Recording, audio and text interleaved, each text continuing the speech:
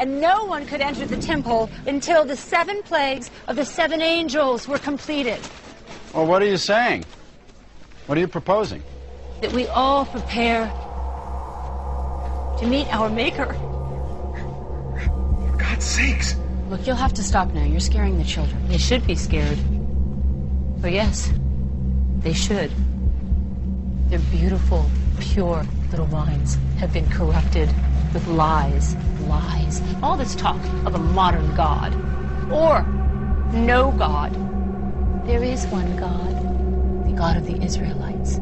Chemical weapons capabilities of Syrian dictator Bashar al-Assad. A combined operation with the armed forces of France and the United Kingdom is now underway. Establishing this deterrent is a vital national security interest of the United States. The combined American, British, and French response to these atrocities will integrate all instruments of our national power, military, economic, and diplomatic. Syrian American Medical Society, SAMS.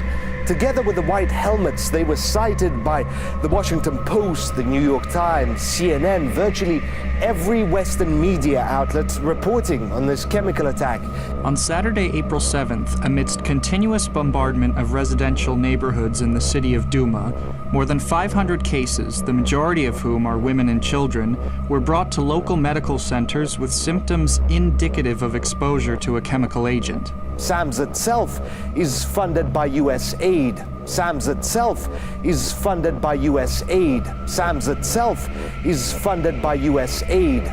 And countries have been trying at the same time in the UN to launch objections, and it's the US that's vetoing all these. So, you know, what's going on between these two sides is hypocritical at best, certainly with the US response. I mean, let's bear in mind as well, I remember seeing this live on international media a few weeks ago, that one of the senior Russian generals actually warned there was going to be a false flag chemical weapons attack in Syria. I also have a message tonight for the two governments most responsible for supporting, equipping, and financing the criminal Assad regime. To Iran and to Russia, I ask, what kind of a nation wants to be associated with the mass murder of innocent men, women, and children? The Europeans treated slaves like cargo. They were locked inside cells for weeks until ships could take them to colonies across the ocean. For slaves, life on a slave ship during the Middle Passage was a nightmare.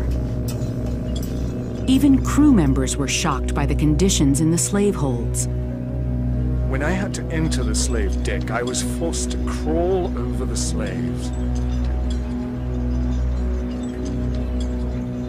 The Negroes are frequently packed so close together that they have not so much room as a man in his coffin.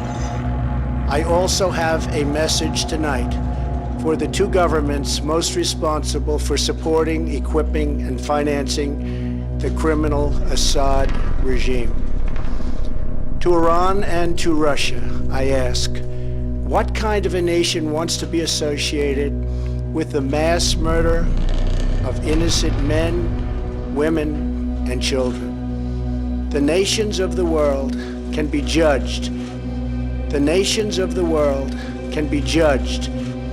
The nations of the world can be judged.